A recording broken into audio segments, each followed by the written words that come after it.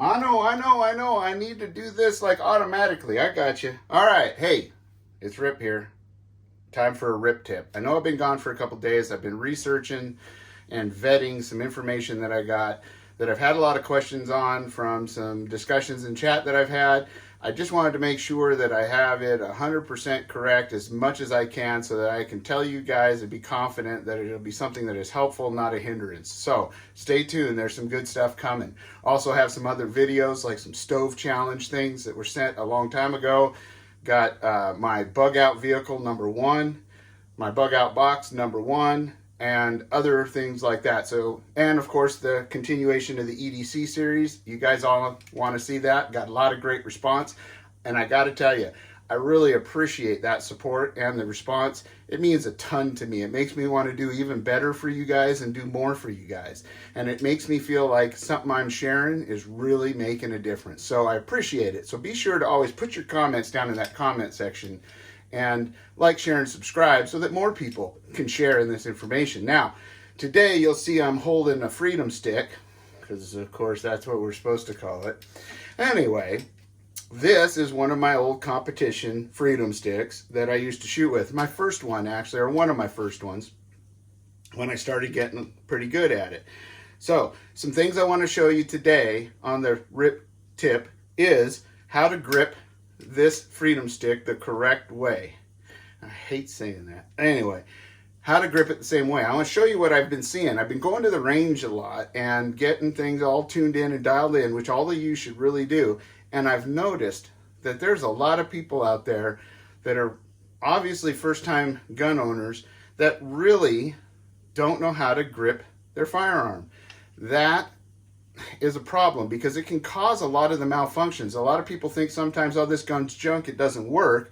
And then I'll be there and I'll go, let me see it. And I'll grab it and I'll shoot a few rounds right in the center and it works perfectly. And they're like, why is that? They'll do it again, it'll jam again. Well, that's because you have to hold a firearm solidly and correctly in order for it to function correctly, especially when you're talking about semi-autos. Now, that's not as critical in revolvers, but it still kind of is to get accuracy and to keep it from, you know, kind of hurting when you shoot or losing control of it altogether, depending on the size of the revolver. So what I'm going to go over with you now is what I see commonly is people not, one, holding their gun firm enough, but you don't want to hold it too firm because it needs love and attention.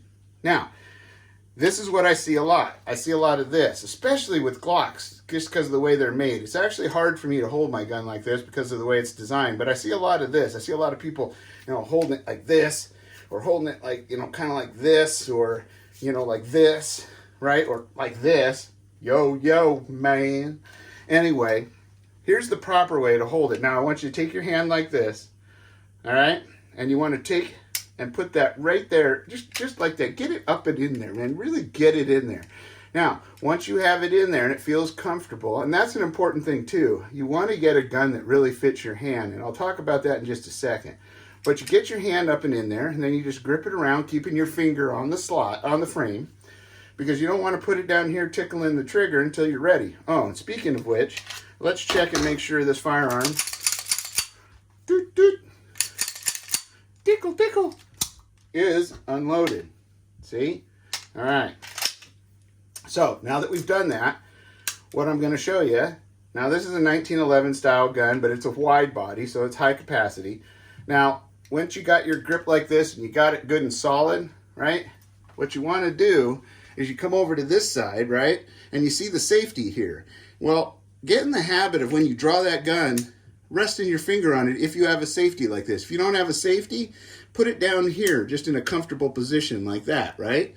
Either way works fine, depending on your gun. On this type of gun, make sure to index that so I always know that that safety is off if I'm ready to use it, because this doesn't come out of its holster unless I'm ready to shoot a target or ready to defend myself. That's important. So you put your finger up on there like that. Now, see this space right here? That's where your palm goes like this. So you're kind of like this with your thumb kind of pointing at the target, and that's kind of important. You got to point at the target, say, you right there, stop. Don't come any closer, right? Because that's what they teach you in the classes. So you put that palm right there and point that thumb at them. Now, you see how these two are mated? That's because they love each other. And if they're loving each other good, not like this, not like this, not like that, like this gun will sing, sing, sing. So now we're holding it like this. This hand right here is the hand, believe it or not, that you grip with the most, even though this one looks like it's doing all the work. That being said, you want to be it like a clam, like this. Okay, so you put your palm in there, and it fits real nicely, you'll find. And you kind of just clam down on it like this with both hands. But this will be about 60 to 70%. This will be about 40 to 30%, okay? So you'll get it clammed up like this, and now you have a good, strong grip. All right? So when you present to the target, you'll have a nice, solid grip for this gun to operate on. Of course, because the magazine's in. Sorry. Just like that. You want to give it a solid platform. Now, that being said, we're going to talk about the grip. You'll see that this grip's been modified.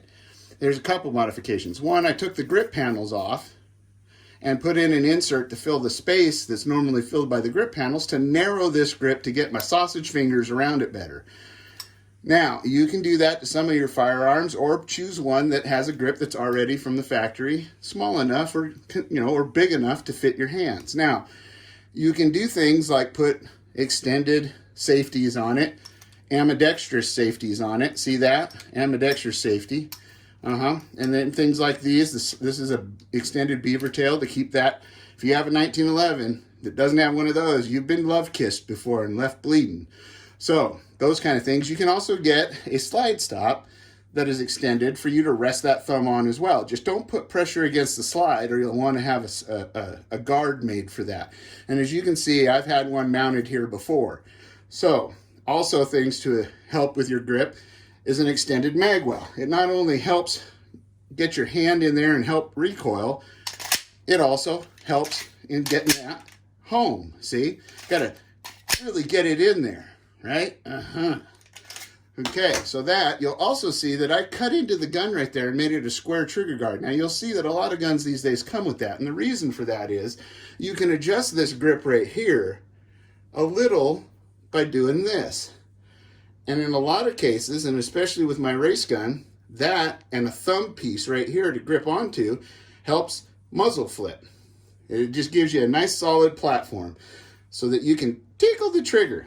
So that, as you can see, either like this or like this, is a nice solid platform of a grip. Now, speaking of tickling the trigger, Josh at Prepping Outside the Box is going to be doing a video on trigger control. I really encourage you, now that you have a good strong grip, in going to see his video when he releases it about trigger control, because that's the second important factor in being able to shoot faster and more accurately. So that being said, be sure to see that. Be sure to put any comments down in the comment section. Be sure to like, share, and subscribe. And before we go, and I say the final saying, and you know what that is, I'm going to show you that even on a revolver, it's the same concept. You get your hand on there like that. You just get it right there. You grip around. Now, you'll see that you have a little less of an area here, but you still got an area. You'll take that, put your palm in that. Now, you won't want to really put your finger in front here because it doesn't work as well, but you just clamp onto your other hand like that, and now you're ready to work a revolver. So, now that I've shown you it works on both sides, and that doesn't matter on the size of the gun, big, large, small, tiny, it's all the same. Just keep your fingers out from in front of it. Now, as we always say at the end, please be safe, be secure, be aware of your surroundings, and be prepared for anything that comes. And by going out and practicing this, you will be more prepared, I promise. The last thing I want to say is, I can't tell you how much I appreciate all your guys and your comments and your emails and all of the things I've seen in chat. You are by far the most amazing group of people. Doesn't matter which community I'm in, you guys are always amazing, and I'm always being sure to tell you so. And I can't tell you how much it means to me that these videos that I'm doing are really being taken well by you guys, and you found some value in it. And that right there makes me want to do more and do a better job for you, in hopes that it helps us all as a community be ready for what might be coming. So I love all of you guys, and until next time, just rip out.